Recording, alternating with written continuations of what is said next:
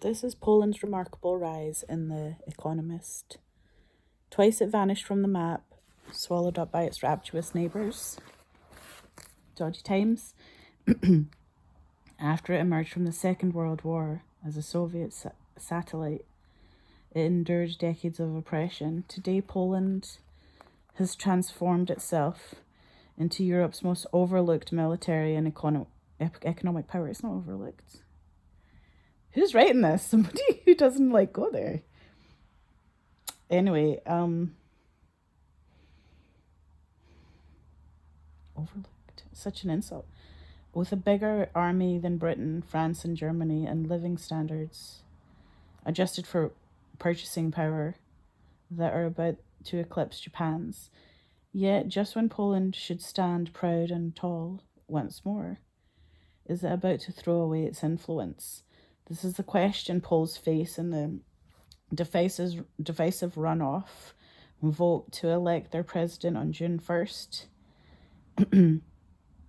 One vision from the candidate of the Law and Justice PIS party is a brand of right-wing nationalism that feeds off conflict with a brand of with Poland's neighbours and with the European Union. The other from the centre is that in a dangerous world, Poland needs Europe to magnify its strengths, just as Europe needs Poland as a source of security and economic dynamicism. Unfortunately, at the moment, the right may have the upper hand. For the past 3 decades, Poland has shown how much a country can achieve by European integration and good economic policy. Since 1995, income per person has more than tripled. Since it joined the EU in 2004, Poland has never known recession apart from briefly at the height of its COVID shutdown. During those 2 decades, its average annual growth has been almost 4%. The fruits of that growth are on display across the country. Warsaw, the capital, boasts Europe's tallest building outside Russia. The Warsaw Tower and below it bustles with designer shops and cafes, IT startups and fashion houses.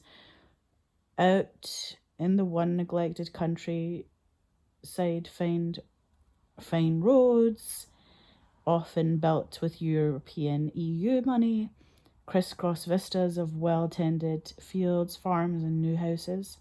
Poles used to flock abroad to find work, but for some years now, home has been a stronger draw. Manufacturing is booming thanks to Poland's proximity to Germany and continuing to do well under the Western neighbour, like much of Europe, has stagnated. When Germany, under its new Chancellor, starts a planned new burst of infrastructure and defence spending, Poland is likely to see that as a beneficiary of it. Long attuned to the threat from Russia, Poland has used its wealth to enhance its security. It now musters an army. This is so funny actually, that there's huge army there. Now musters the largest army in Europe after Russia, Ukraine, and Turkey, and the third largest in NATO. It spends over 4% of its GDP each year on defence. That's a lot. 4% is a lot. Far more than the 2% that has been the NATO target since 2014, and plans to raise that to 5% next year. This is translated into influence. These days, the group that counts on European security is sometimes dubbed the Four Musketeers. The young addition to Britain, France, Germany is Poland, like the superlative swordsman D'Artagnan. Tellingly, the Prime Minister, Donald Tusk, revealed to Kyiv earlier this month, with the 3 counterparts, to stress that Europe is ready to stand by Ukraine even if America's commitment has weakened. Poland's stance is in sharp distinction to the rest of the area, Hungary and Slovenia. There's a new paragraph. Czech Republic, all of these places, Ukraine, they're both taking the side of Russia rather than Ukraine. The Czech Republic is expected to tilt in that direction after elections in October. Even Poland's record, much of it is achieved during the total of 10 years in which the PIS has been in power. You said you might conclude that it could continue to in its renaissance with either the candidate in June's election, its runoff election, especially the role of president in Poland is less powerful than the prime minister. However, that would be a mistake. Under the constitution, the president's veto can be overridden only by 3/5 majority, the lower house, which Mr. Tusk does not command. The current president, Duda, is a former PIS politician who has blocked or delayed many of the new government's reforms and is now termed out. PIS wants his successor to be Karol Nawrocki, a fierce ideologue who would be even less accommodating than Mr. Duda. It's almost certain to use a power to block Mr. Tusk's agenda and to pave the way for a PIS victory in the next parliamentary election. To win the presidency, he would depend on support from far-right parties that exploit growing anti-Ukrainian feelings. One is openly anti-Semitic. The anti-Ukraine is not good and the anti-Semitic is not good. I'm sure they're okay, but they need to sort that out. Maybe, they could be pro-Ukraine and pro-Jewish people and still get elected in Poland. This matters because Mr. Tusk is trying to unravel PIS's capture of its state.